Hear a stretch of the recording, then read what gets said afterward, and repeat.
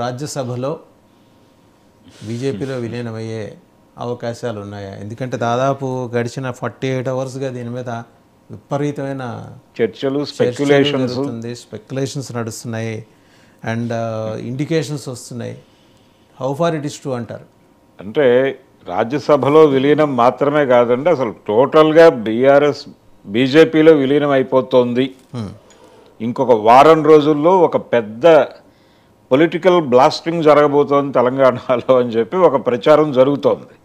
దాదాపు 24 గంటలుగా ఈ చర్చలు జరుగుతున్నాయి. అయితే దీనికి ఒక ఆధారం ఏమిటంటే కాంగ్రెస్ పార్టీని కట్టడి చేయటానికి వచ్చే పార్లమెంట్ ఎన్నికల్లో కాంగ్రెస్ పార్టీని పూర్తి స్థాయిలో సౌత్ నుంచి కట్టడి చేయటం కోసం, తెలంగాణలో కాంగ్రెస్ పార్టీని ఒంటరిని చేయటం కోసం బీజేపీ చాలా సీరియస్గా పావులు కదుపుతోంది. అందులో భాగంగానే కేసీఆర్ని గనక అటువైపుకి తీసుకెళ్తే, బీజేపీలోకి తీసుకువెళ్ళటం ద్వారా సీరియస్గా కాంగ్రెస్ పార్టీకి చెక్ పెట్టేటువంటి ఛాన్స్ ఉంది. ఆయనకు 10 సంవత్సరాలు పాలకుడుగా ఉన్నాడు, ఉద్యమ నేతగా ఆయనకు ఒక గుర్తింపు ఉంది.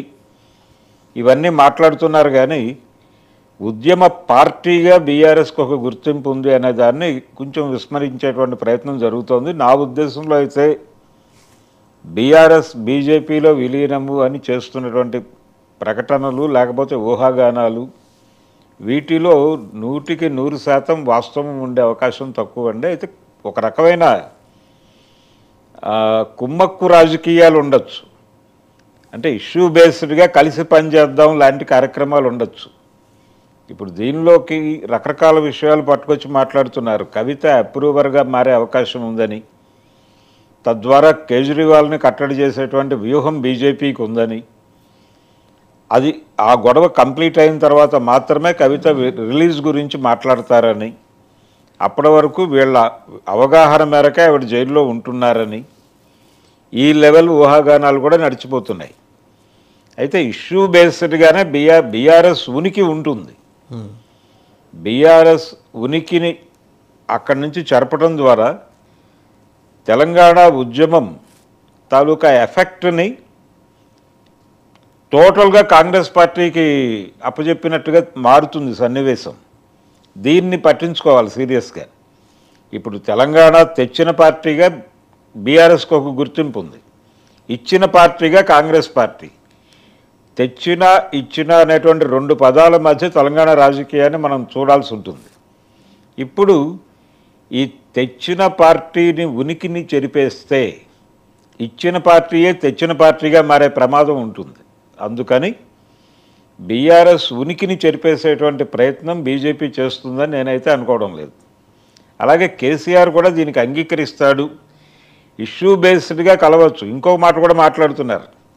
ఈ స్పెక్యులేషన్స్ చెప్తున్న వాళ్ళల్లో మాయావతికి కేసీఆర్కి పోలిక తెచ్చి వీళ్ళు ఏ క్షణంలోనైనా అభిప్రాయాలు మార్చుకునే ఛాన్స్ ఉంది, యూటర్న్ తీసుకోవడానికి వీళ్ళు ఎల్లవేళలా సిద్ధంగా ఉంటారు అనే మాట కూడా మాట్లాడుతున్నారు. అలా మాట్లాడేటప్పుడు ఇంక ఈ స్పెక్యులేషన్కి అర్థమేముంటుంది?